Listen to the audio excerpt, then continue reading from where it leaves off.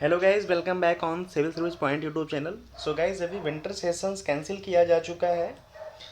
इसके बारे में हम देख लेते हैं कि अथॉरिटी पावर किसके पास होता है, क्या क्या इसके बीच काम के होते हैं, क्या क्या प्रावधान है। उसको हम देख लेते हैं, बहुत ही शॉर्ट में देखेंगे क्योंकि एग्ज़ाम के व्यू से ऑब्जेक्टिव क्वेश्चंस बनेंगे, तो ऑब्जेक्टिव व्यू पे ही हमारा पूरा फोकस रहेगा। ओके, जो हमारा गाइज विंटर सेशन है, ओके, अभी के लिए कैंसिल किया जा चुका है 2020 में। ओके,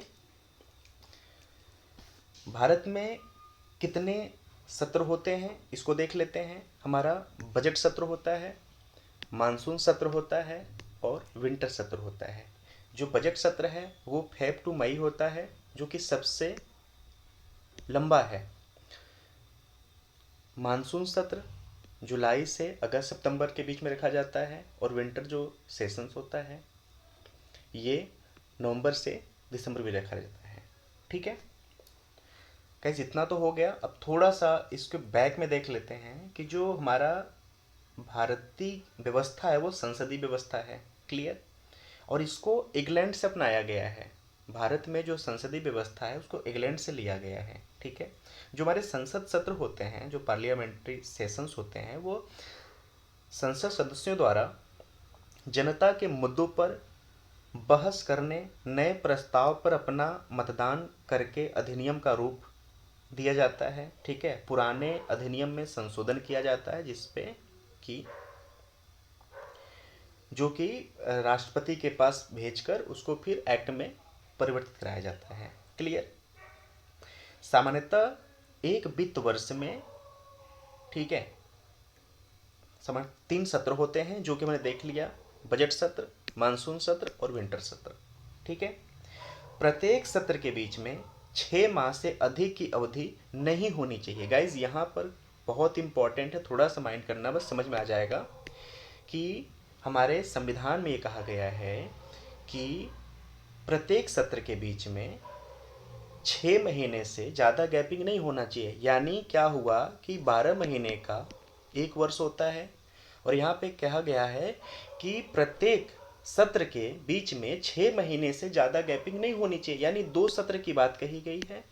यानी मैंने संविधान में ये कहा गया है कि 2 से कम सत्र नहीं होने चाहिए। आप अपनी आवश्यकता के अनुसार मैक्सिमम 2 3, मतलब 3 5 6, जो भी आवश्यकता समझिए उतने सत्रों का आप व्यवस्था कर सकते हैं, लेकिन 2 से कम नहीं होना चाहिए। क्लियर। तो अगर एग्जाम में ऑब्जेक्टिव क्वेश्चंस बनता है कि हमारे संविधान में संवैधानिक रूप से कितने सत्र का व्यवस्था किया गया है, 2 3 5, जो भी, तो 5 और 6 तो पता है कि आपको नहीं है, कंफ्यूजन आपको 3 में होगा और 2 में होगा। ठीक है, तो आपका पूरा का पूरा माइंड 3 पे जाएगा क्योंकि इसकी चर्चा आएगी, लेकिन संविधान में 2 की चर्चा की गई है। ये 3 तो अपनी आवश्यकता के अनुसार किया गया है, ठीक है, लेकिन संविधान में चर्चा सिर्फ 2 का किया गया है। ठीक है ना, यहां तक क्लियर हो गया। ओके गाइस, जो जो पार्लियामेंट में कमेटीज का व्यवस्था की गई हैं, जिसमें से एक हमारा कमेटी है, okay, parliamentary affair committee. Okay, इनका ये कहना है कि बहुत सारी छोटी छोटी पार्टियां ऐसी हैं जो कि ये बोली हैं कि पिछले बार जो मानसून सत्र आयोजित किया गया था उसमें बहुत सारे एमपी जो हैं, यानी पार्लियामेंट के जो मेंबर हैं, उनको कोरोना का संक्रमण हुआ था इसमें पार्टिसिपेट करने से, जो कि काफ़ी क्षति पहुंची थी। तो इसलिए इस सेशंस का जो शुभारंभ है वो न किया जाए, इस साल इसको स्थगित कर दिया जाए।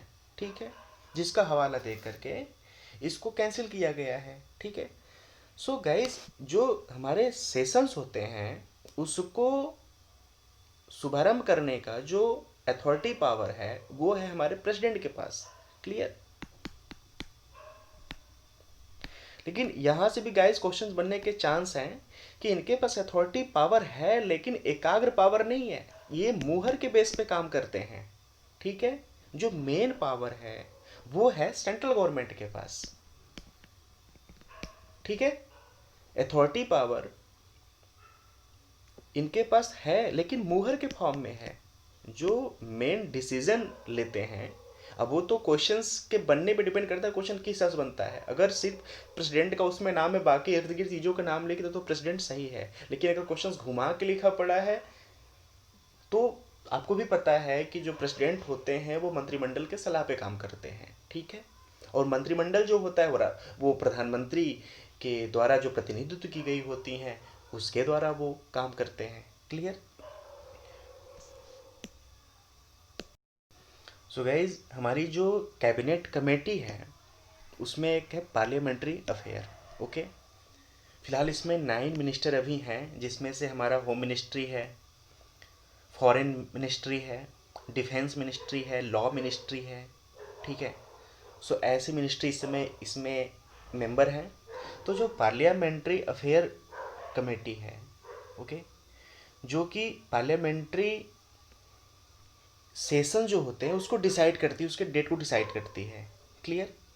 फाइनल करती है कि जो हमारा सेशंस है उसको कब कराया जाए, कैसे कराया जाए, ठीक है। तो ये आवश्यकता के अनुसार डेट डिसाइड करती है और और ये कम्युनिकेट करते हैं राष्ट्रपति से। क्लियर? देन राष्ट्रपति समन करते हैं एमपी को। तो ये है पूरा सत्र का प्रावधान। तो हमने गाइस बहुत ही शॉर्ट में ये देखना चाहा कि अथॉरिटी पावर सत्र को बुलाने का, स्थगित करने का हमारे राष्ट्रपति के पास है, लेकिन उनके पास एकाग्र पावर नहीं है। पूरे का पूरा जो अथॉरिटी होती है वो सेंट्रल गवर्नमेंट के पास होती है, ठीक है। पार्लियामेंट में एक कमेटी है जिसका नाम है पार्लियामेंट्री अफेयर कमेटी। ओके, ये कम्युनिकेट करती है राष्ट्रपति से कि कराना है कि नहीं कराना है, देन राष्ट्रपति डिसीजन लेते हैं। क्लियर? तो गाइज, यहाँ पर ये हमारा जो पार्लियामेंट्री अफेयर है, यहाँ से क्वेश्चंस बनने के चांस हैं। सत्र का अथॉरिटी पावर किसके पास है? सो प्रेसिडेंट, यहाँ से बनने के चांस हैं, ठीक है। एक कितने सत्र होते हैं, 2, 3, 5 जो भी, तो यहाँ से बनने के हैं कि सिर्फ 2 होते हैं। जो 3 किया गया वो अपनी आवश्यकता के अनुसार किया गया है, ठीक है। बजट सत्र, मानसून सत्र और विंटर सत्र। क्लियर? इसके बारे में हम जान लिए। हमारा जो संसदीय व्यवस्था है वो इंग्लैंड से लिया गया है। क्लियर? इसको हमने देख लिया। सो गाइस, अगर आपको वीडियो अच्छा लगा तो प्लीज़ जुड़े रहिए, सब्सक्राइब करिए और thanks for watching. Thank you so much.